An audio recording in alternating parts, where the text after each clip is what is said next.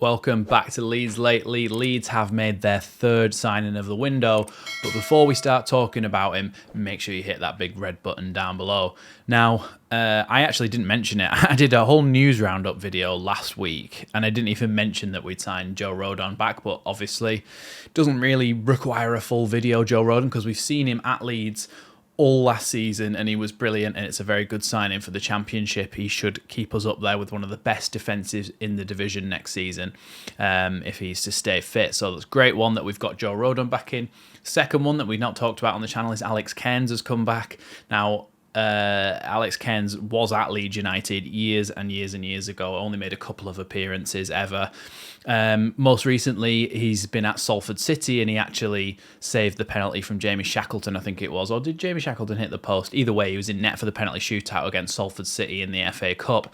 So he's away from the scum there and he's been brought back into the right place. So he's back at Leeds United as third choice keeper. Some people say, oh, why would you want to go and be third choice keeper? But having listened to a lot of Ben Foster's podcast and him talking to other goalkeepers on there is a sort of a community with the goalkeepers union in which some are willing to be a second choice, third choice keeper and be a morale booster, be basically an extra goalkeeper coach, trying to keep the other goalkeepers on their toes, trying to push them for their place and make them better. So it'll be good to have Alex Cairns there, another good experienced goalkeeper to come in alongside Darlow and help Melier if he doesn't leave. Now, the actual point of this video and why you clicked on it is Joe Rothwell. Now, Joe Rothwell was on loan at Southampton last season from Bournemouth, and he scored 4 goals there. We've played against him before multiple times when he used to play for Blackburn as well. We've played against Joe Rothwell before.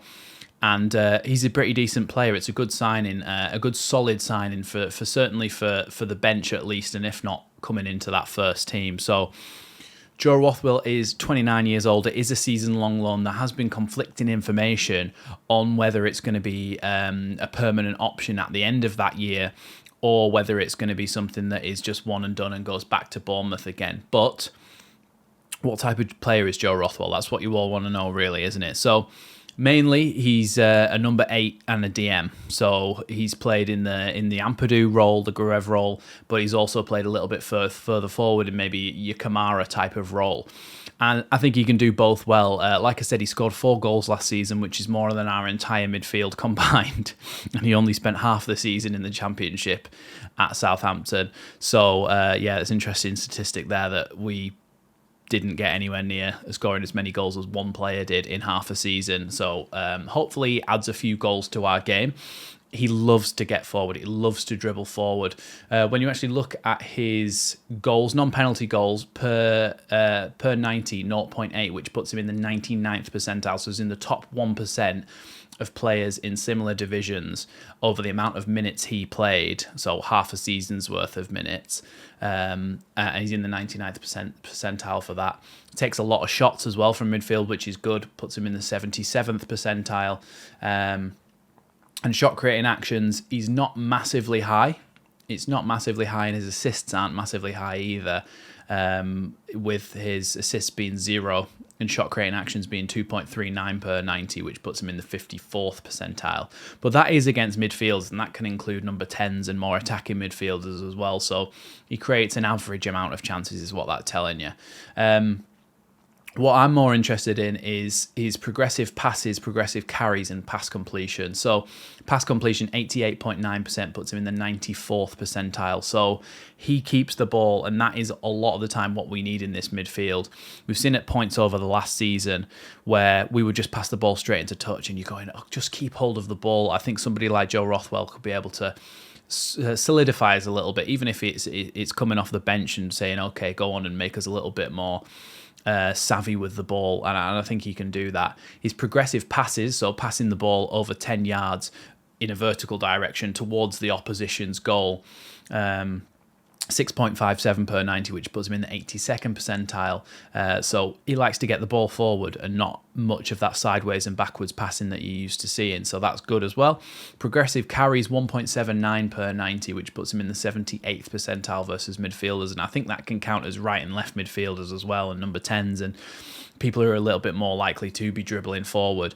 But having seen some of the footage of Joe Rothwell at his time in Blackburn, last time he was properly in the Championship, he loves running past people. He loves picking up that ball, dribbling forward and creating space. And what that does is, because it breaks the lines. So say you've got a 4-4-2 playing against you and you've got two banks of four who are sat in solidly trying to move from side to side, shut off gaps and stuff. So when somebody gets the ball, they look up and they think, oh, I can't pass it through that gap. I can't pass it through that gap, because somebody is going to just intercept that. But what a player like Joe Rothwell gives you is the ability to break the lines. So what he'll do is he'll run that distance rather than passing it, and a player will have to come out and say, I've got to go and close him down, otherwise he's just going to run all the way through. So someone will come out and close him. If he can beat that person, that's a big gap in the line left behind, and then you've broken the lines, and the defence and the midfield of the opposition, they start to have to scramble, readjust, reorganise, and that's often when you get opportunities to create chances. So that is something that we haven't had too much from our midfielders this season, or last season, sorry. We had good defensive work from people like Gruev coming back, making those really good challenges, good passing forward, but we haven't had somebody who can really go forward and break the lines from midfield. So I think he offers you that. Also, you can tell by how much he gets forward by his touches in the attacking penalty area. His touches in the attacking penalty area are 2.19, which puts him in the 85th percentile. He puts him in the 85th percentile for midfielders. So he gets forward a lot. He gets into the box. He should be an exciting player for us. And I think it's a very, very good loan signing. I think it's a good, savvy bit of business. And I think as well, the fact that we didn't hear anything about it until it was done is fantastic as well. The 49ers move in silence until it is ready to hit the checkmate. Now that's something Lamine Yamal put on Instagram before the France-Spain game, but I enjoyed it after what he did to Rabiot, bending it in the top corner. But the 49ers taking much the same perspective on this and saying, do you know what? We won't say anything. We won't leak anything. We won't tell anything to journalists. It'll just be, there you go, there's your new signing. So with that, like I said, that makes it the third signing. We've solidified at the back, got Joe Rodon back in. We do need another defender because Charlie Cresswell has gone to Toulouse. So we need another defender to come in, and potentially Liam Cooper's going as well. So we only might have two starting centre-backs. So we need a couple of centre-backs. We probably need a right-back as well. Could be Connor Roberts coming in on a permanent. We don't know about that one yet. Has been hints at that from Joe Rodon's brother on Twitter. And then, of course, that midfield role now that Archie Gray vacated is being taken by Joe Rothwell, who maybe offers you a little bit more experience. Obviously, doesn't have the resale value or anything that Archie Gray did. But yeah, Joe Rothwell will come in and make a very good impression, I think, on Leeds United fans. He says he's excited to start. They all do, but he does seem genuinely interested in the club. So it'd be nice to see him get some minutes at the start of this season.